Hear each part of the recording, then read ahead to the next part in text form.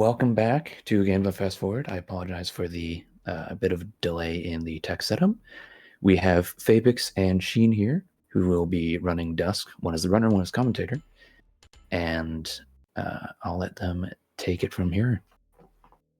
Yeah, thank you, Yokai. Sorry, Randonix. I'm really bad with names. I'm so sorry. Yeah, welcome. Fabix. I usually run Cuphead. I'm mostly known for that, but since a while I took this game called Dusk. I don't know if you know it, but it's like another indie FPS game from the company. I think it's called New Blood.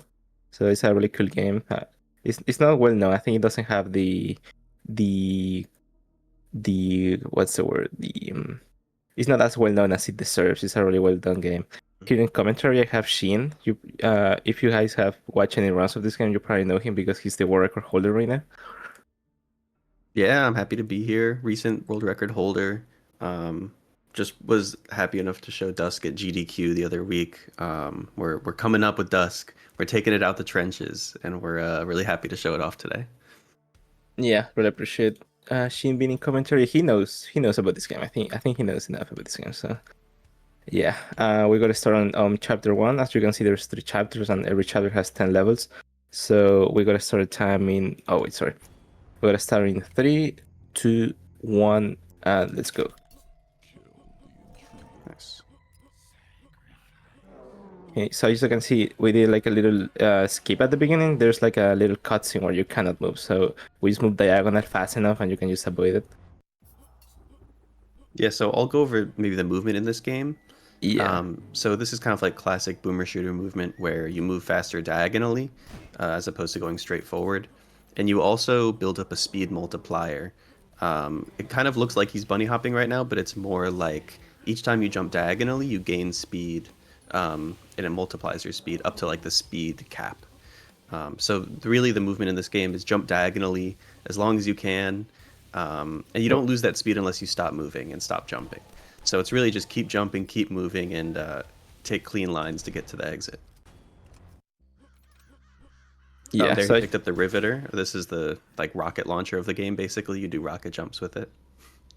yeah. Just want to mention real quick that as you can see, we keep every weapon and we just start like kind of first new point, like on Quake. We will do on Quake, for example, or maybe like a really old Doom, one of the first Dooms. So we will keep all our weapons and our HP. So we have to. Oh shit. We really worry about that for the most part. But after we finish the chapter, we will start fresh. We will have no weapons, full HP, everything. So pretty much we do strats. We pretty much grab weapons that will be useful for later levels, even if they're not useful right now. Mhm. In a way.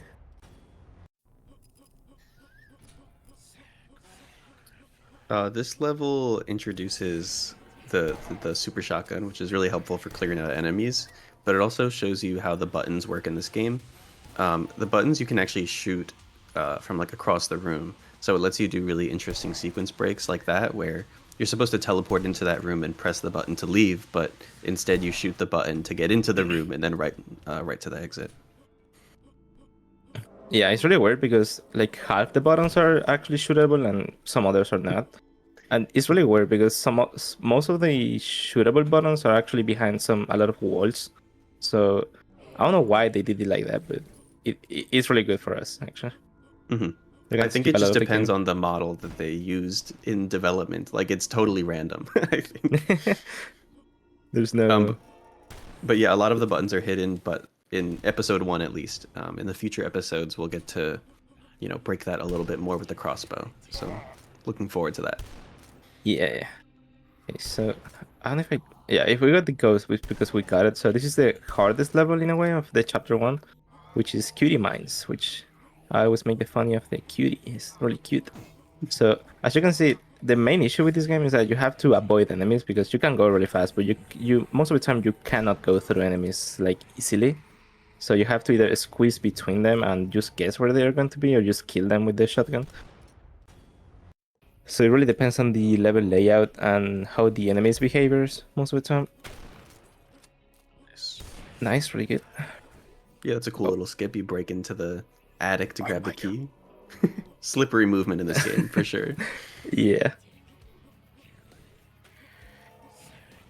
Nice. Oh yeah, something we didn't explain is that mostly on the game, it's like there is out of bounds in this game, but this is the category inbounds, so we won't really be doing that. So most of the time we have to worry about either taking the proper teleport or just getting the keys for opening the door or whatever we have to do to get to the end. But usually it's not really that complicated. We can just do it on the fly because we're so fast. There's a lot of escapes, for example. It's not supposed to be a secret, but it skips the half the level as far as I know. Yeah, this isn't technically out of bounds. It is just like over most of the bounds. Yeah. Just a little very top cool of the skill. bounce. Yeah. Scraping the top, yeah. Yeah. Okay, so this is gonna be really dark, so you just gotta believe in yourself. Open the door.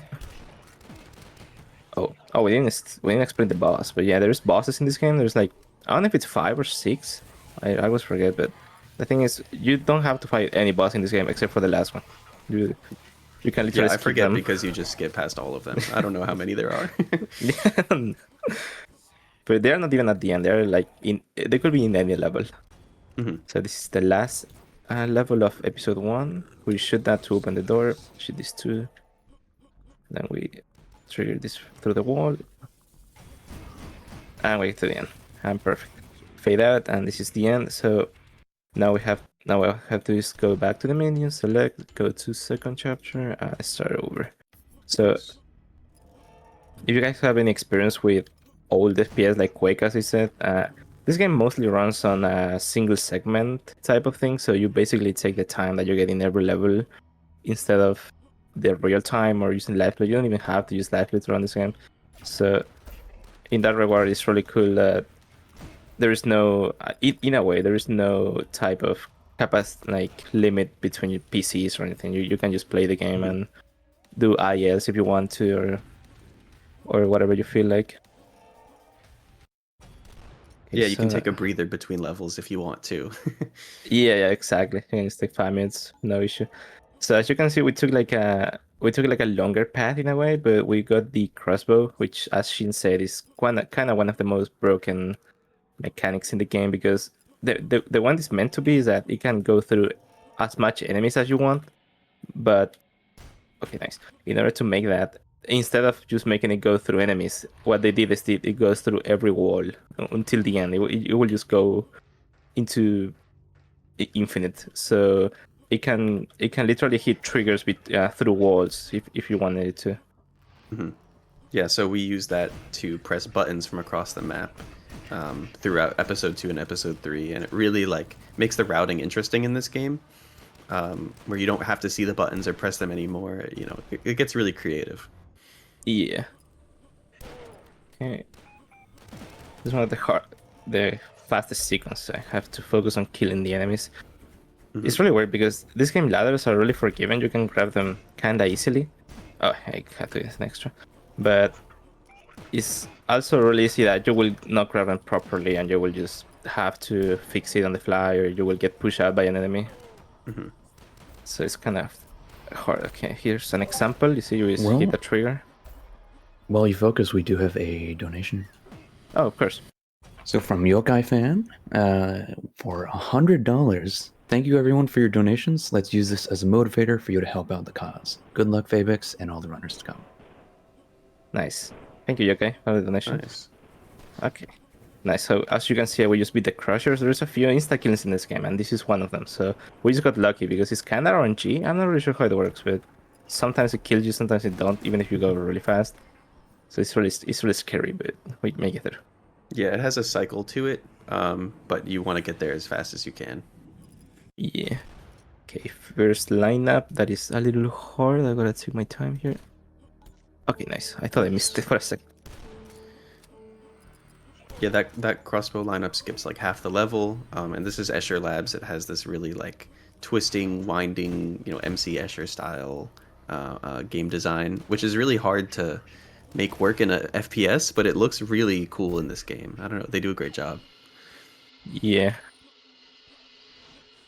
We got the There's another card. insta-kill moment coming up here in the Mama fight. Oh yeah, I gotta save, yeah, just to make sure. Yeah. We open it, we grab some extra ammo for the next levels, and we just make it safe here. Yeah, so we Nice. play on the easiest difficulty, so it's kind of hard to die. It's not impossible, but it is unlikely that we will die by just enemies, or like you can see your HP going down really slow, so it's not like the biggest issue. But yeah, if you fall down there, you will instantly die. And in this run, at least, if you were to die in the run, I mean, you can restart the level, but your time will now be retimed to real time, so it's not really good for speedrunners. Yeah, at least for a full game. Okay, with HP. And this is, I think, the third boss, which is the famous Big John. Yeah, this is Big John. We love Big John. He's just like a Arnold Schwarzenegger kind of guy. But we do this lineup to hit a button, and then we just like slide right past him. Yeah, that was Big John. That was really fun. Yeah. Yeah, so this game has some really cool concepts, but most bosses are like either... Okay, so the first one is a crocodile. Big John is like one of those grunts we saw, but he's like, as Shin said, way bigger. And I forgot what are the others, but I know the crocodile. He has a son, right? Yeah, they have the crocodile's son. They have like Mama and then Mama's twin sisters or something like that. This lineup is really precise, by the way. Okay, I you think wanna that take will your time work. with it. It looked good. It worked nice. Nice. You can hear the button get pressed from all the way across the map. So the crossbow takes time to fly across the level. And what he's doing is shooting at like a invisible room that's off in the distance that you're supposed to teleport to. But instead you can shoot the button that's in there and run right to the exit. But it takes like 5 seconds for the crossbow to fly through the level. That's how far away it is. Yeah, it's insane. I'm surprised somebody came out with a zebra. I don't know if it was you, but it's No, I think, so far away. Yeah, Giga found that lineup. Really, Oh, nice. really good lineup. Yeah. Yeah, it saves about, I don't know if it's 6 or 7. So okay, who said it? Something like that. Yeah, but it's probably the latest discovery, and I think it's really cool, but it is really tough. It's really precise. So it requires a lot of practice.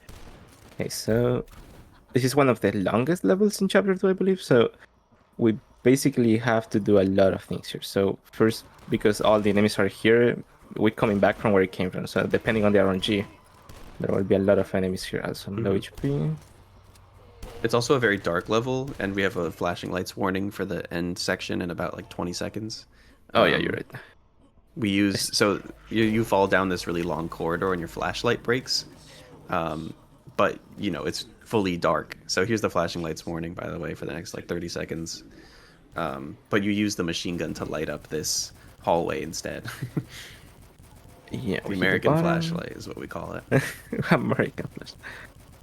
Hey, so there's 2 triggers here, but we will only shoot 1 because we're chill like that. And we go down. Nice. Yeah, this is the first of the 2 sections, I believe, that we do that, because it's so hard to see, and there's just no reason to not use the ammo of the machine gun. We don't really use it much. It's not a bad weapon by any means, but it just doesn't insta kill as the shotgun. So nice, good RNG there. Oh, so something we didn't mention before about the crossbow is that so it shoots through walls, right? But it also has knockback where it pushes you when you shoot it, and we combine that with this speed totem, which increases your rate of fire, and you can use it to fly through the air. So there it was like a little bit of height. Here we just skip the whole staircase, all these enemies. Really, really cool mechanic that we make use of in the next episode too. Yeah, we make it through. There's I don't know which boss it is, but we just shoot through this wall. And... Yeah, this is the son of the intoxicator, and then like the daughters of the mama. It's very funny. They have a whole family. That's crazy. They teaming up just for us. That's so cute. Okay, we just hit the. This is supposed to be another boss fight, but we don't really do those. So. Yeah, you don't even see the boss here. Yeah. Okay, nice. That's the end of chapter 2, and we're going to chapter 3.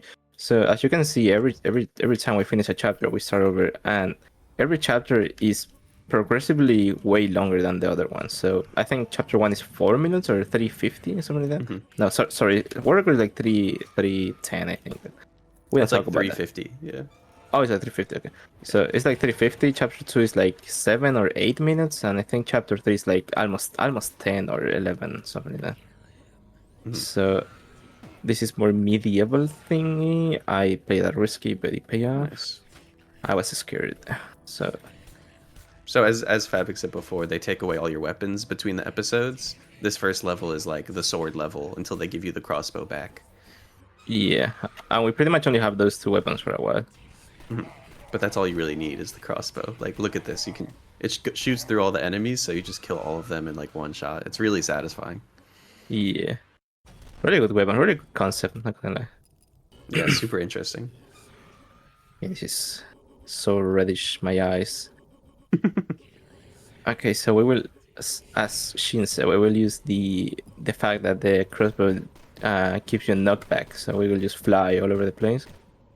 And now there's a line up here that is, it's not that precise, but it is tricky to get sometimes. Perfect. Yeah, you're supposed to run around this whole open area and press the buttons, but instead you can sit in this one spot and do all these lineups kind of efficiently. Oh, good thing about it. Nice. Okay, I only had 3 hours left, so. Excuse me, get some arrows. Excuse me. Nice, how you said. So yeah, as you can see, there's 2 emergency weapons here. Where you have the crossbow that we will give you a little bit of hate in case we fall down. Wait, what? Okay, it worked at the last one. Nice. That was not even close. Nice. Oh. So in case we fall down and we're gonna die, we can use the crossbow a little bit to fly and the riveter to rocket jump out. This is the only level that has swimming in it. It's like a 1 level kind of gimmick, but we skip past it. You're supposed to raise the water level to fill the whole level and then like swim up this end passageway. But what we picked up in the beginning was the climbing tool, which lets you just climb onto walls. And in this section, you can just skip the whole like water mechanic. Yeah, the water is still here. We just don't see it. I mean, we don't see it from the bottom. Right. So that was the other boss, the Chomper, and I think. Okay, first try. Nice. I was gonna say something, but oh yeah, that is also I think the only level that will be using the climbing tool because it's a cool mechanic, but it's not really useful for this speedrun. We just skip everything. Grab the key. Go hit the button. We got. Nice. Okay, so this is probably the biggest skip in the run. I think it's intended by the developers, but I'm not really sure. We didn't ask. So basically, here's a cutscene where a tornado will hit the church, and you have to go down between a hole, and it takes like 30 minutes. I believe I haven't timed it, but it takes a while. So the soap is a weird weapon because it does infinite damage, I believe, and you can just kill the church and just go through. That's it. You save 3 minutes. Yeah, it's a really funny kind of like Easter egg. The soap is in every level in the game, and if you throw it at an enemy, it like insta-gibs them, like even like bosses. So yeah, they put it there to break the church apart as like a little nod. That's the only like part of map design in the level, or in the whole game that can be destroyed like that. So it's a kind of fun little skip. Yeah, it's a cool thing because I don't think anyone in their casual playthrough noticed, but. No, like on the speedrun, or if you always want to go through the game, it's a really cool thing that they put it. So coming up here we can use multiple multipliers for shoots, so we will just roast all the enemies. Yeah, really, really fun section to play quickly. Yeah. Oh, excuse me, I want to save. Oh, I didn't save that. It kind of destroys the bitrate, honestly, of the stream. It looks cool. That's enough for me. Yeah, this game bitrate is kind of hard to maintain. I don't know if it's me or the game. It's oh the my game. god, not even close. Not even close. That's another insta-gib pit. I have some good news that Mark's computer is surviving it. Nice. Hell yeah. Now, feel free to change that. But I'm sure the final boss fight will make it a problem. Oh yeah, most likely. Okay, this is Homecoming. This is the hardest key. I will let Shin explain it because I will have to focus here first. Yeah, so the mechanic in this level is you're supposed to flip the level upside down and like change the gravity. but instead of changing the gravity at all, we run to the bottom of the map and then rocket jump up that hole that you're supposed to fall down, actually. It's a really precise rocket jump because you only really get one chance at it. Otherwise, the tree breaks and then you reset. So it's a run killer moment for sure. But well done. You nailed it. You've been hitting that a lot, like pretty well. Yeah, you showed me the setup, and now it's way better. If you don't have like a proper setup, it's really easy to just fling out of the hole and just miss it. And there is pretty much no backup. You just have to use your gamer GG. skills or restart. Yeah. Oh yeah, I didn't explain, but if you miss it or if the enemies hit the trees will break. Like there's a lot of things in this game that can break. Oh yeah, we got. Funny little low gravity, kind of like Alice in Wonderland room. Yeah, they're huge, but they have the same gravity. Oh, I must. This room's really cool, like with the teeth, the metal gears. Yeah, this game is really cool design. I think it's too good for be an indie game. Nice. Okay, now we have the fight, the longest fight in the game. So what we'll do is not do the fight actually. We'll just skip it. Yeah, this level casually is like a 9 or 10 minute, 6 to 7 minute run. Whoa. And Chill. it's like it's like an old Doom map where they spawn in a bunch of enemies and you just fight enemies for like 10 minutes straight. But they give you this secret exit to leave without doing any of that, which is very nice. Yeah. We're in the last level of the game, but this one alone takes like 2 minutes, so don't worry about it. It's not, we're not that near time, so we'll just do this boss real quick. I'll have the revolution. Okay, so first of all, we'll do the first fight that is Jacob, and as you can see, he has like a shield first, so we only can hit him with the crossbow. So how we do this setup? I hope it didn't work. Oh, I almost killed him there. Oh. Hope he dies He's in not the behaving middle. very well. Okay, he died in the middle. Perfectly in the middle. Yeah, that works. Yeah, not the best fight, but I take it. Yeah, there's some... I don't know if it's RNG entirely or if it's positioning, but it's kind of hard to keep it consistent. It's such a fast boss. It has its things. It's So, very RNG heavy, yeah. we'll slide to the end because it's faster than jumping. That's what they say. I just believe them. Okay, now we have some... I don't know if it's called it cutscene. It's probably like just a dialogue, and then we have the last fight in the game.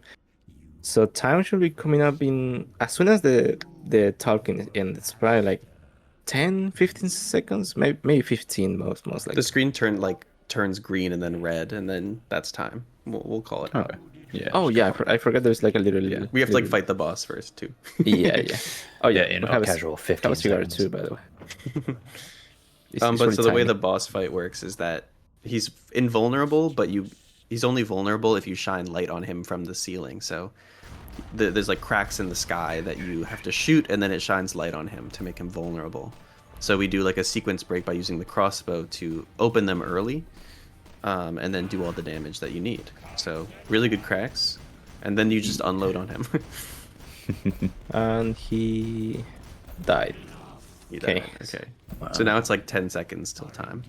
Yeah, not bad. Really good run, yeah. This might even PB. We have to go back and look at the episode times. And time. There we go. RTA, that was about 22:07. Oh, nice. Really good. Yeah, I was gonna put 25 in this, but we did. Nice. Okay, Well, that was Dusk. very nicely done. Thank you, appreciate it. So as That you was said, this some is like really an clean indie movement, game yeah. from. I think they have Ironlong too. There's like some really cool games that people know, but they don't have any similarities. This is one of the first FPS they made. So in case you guys interested, it's on Steam. It's pretty cheap, so you should get it. I really appreciate Shin's help. I don't know if you have anything last words. Yeah, thanks for having me. No, Dusk is an awesome game. If you like what you saw, I'm trying to work on a tutorial for the speedrun. Hopefully in the next 5 years it will be done. So we'll see how it goes. Nice. But thank you for having me. This was fun. GG. Yeah, that was fun. Thank you. I appreciate it. Yeah, make sure to check Shin Nene in Twitch. He's, as I say, he's a world record holder, and he was also in GDQ. It's really cool run. So yeah, that was my run for GFF. Thanks for accepting me. No, very glad to have you here. I'll let Mark know that you had a very good run. I appreciate it. And if there's any last words for GoFF here before we move to the next? I'm good. Really appreciate. Make the sure to time. donate. Oh yeah, make sure to donate. I hope the runs keep going hot. Not that you have to, but it is always appreciated. Yeah. Rent comes first. But we will be back with Ollie Oop from PBB8. And for now, we will just be doing some quick setup. So thank you folks for coming out, and we'll be in just a moment. Okay, thank you. Bye bye. Bye bye, everyone. Bye bye. Bye.